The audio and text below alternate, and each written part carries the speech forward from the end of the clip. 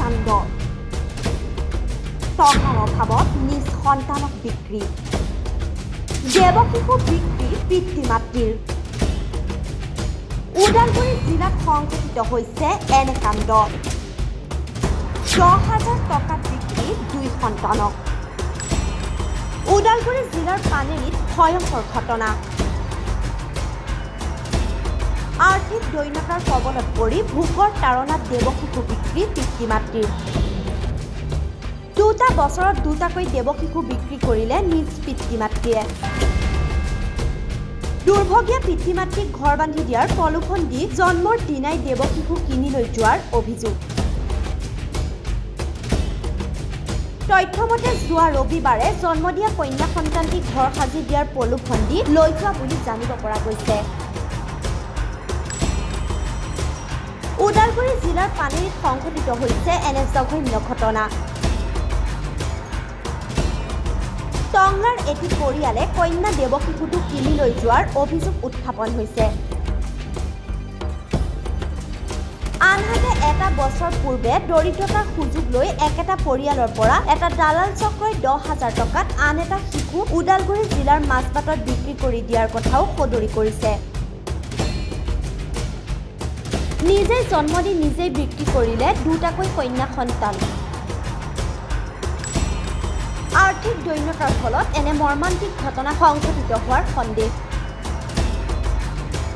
জানিব পৰা মতে বৰ্তমান এইহাল পিতৃ মাতৃয়ে মুঠ 6টাকৈ সন্তান যোৱা বছৰ আৰু এই বছৰ 2টি সন্তান বিক্ৰী কৰাৰ পিছত বৰ্তমান লগত 3জন পুত্ৰ আৰু এগৰাকী কন্যা সন্তান আছে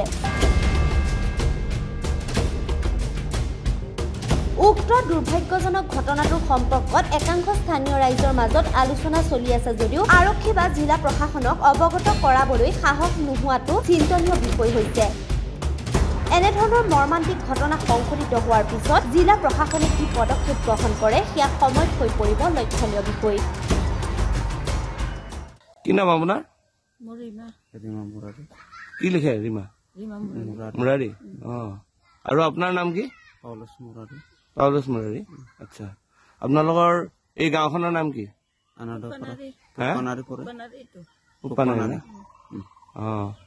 এই আপোনালোকৰ এই মাটি কিমান আছে এতিয়া চৰকাৰী মাটি এইটো নিজৰ মাটি নাই আচ্ছা আচ্ছা আৰু আপোনালোকে ঘৰ পাইছে নেকি চৰকাৰী ঘৰ নাই দিয়া নাই ঘৰ পোৱা নাই ন আচ্ছা আচ্ছা এই আপোনালোকৰ আজি যোৱা ৰবিবাৰে এটা সন্তান জন্ম হৈছিল কি হ'ল সন্তানটো আপোনালোকৰ ক'ত আছে আপোনালোকে সন্তানটো বেলেগক বিক্ৰী কৰা বুলি শুনিছো আমি ঘৰ বনাই দিয়াৰ লোভ দিছে বোলে আপোনালোকক ঘৰ বনাই দিম বুলি কৈছে বোলে ঘৰ বনাই দিম বুলি কৈছে তাৰপিছত ঘৰ বনাই কেতিয়া ঘৰ বনাই দিব বোলে তাৰপিছত ঘৰ বনাই দিব এই পকা ঘৰ বনাই দিব বুলি কোৱা কাৰণে আপোনালোকে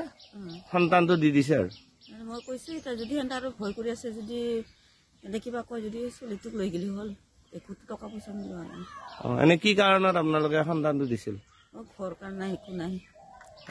সেইকাৰণে দিছিল কাক দিছিল আপোনালোকে এয়া লাটাঙক কৈ কেনে দিয়া গৈছে কাক কৈ লাটাং কোন লাটাং এই বিচি বিচি কিটিলি বিচি বিচি কিটিলি তেওঁ ঠিক কৰি দিছিল যদি আপোনালোকে যদি যায় হলে যাবা দিছে আৰু আচ্ছা আৰু আপোনালোকে যোৱা বছৰো এজনী সন্তান বিক্ৰী কৰা বুলি শুনিছো 10,000 টকা 10,000 দি কিনে আৰু নিদিলে খবৰে নাই এতিয়ালৈকে কিমান টকা দিম বুলি কৈছিল লাখ টকা দিম বুলি কৈছিল এতিয়ালৈকে নাই এই যোৱা বছৰ কোনে নিছে সেইটো সন্তান এইয়া ওদালগুৰি কিবা চাৰা মাখাৰজী কি নাম হাৱা নাকি আচ্ছা ক'ত দিছে তেওঁ মাজবাট আচ্ছা আচ্ছা সেইটো ছোৱালী আছিল নে ল'ৰা আছিল ছোৱালী আছিল আৰু এই যোৱা ৰবিবাৰে নতুন সন্তানটো কি আছিল ছোৱালী দুজনী ছোৱালী 1 বছৰৰ ভিতৰতে দি দিলে আপোনালোকে মই ৰাখবা খুজিছিলো সিহঁতে কৈছে কি দি আজিয়ে দি মই কৈছো আহু চাউচ খেদাই কেনে ধুনীয়াকে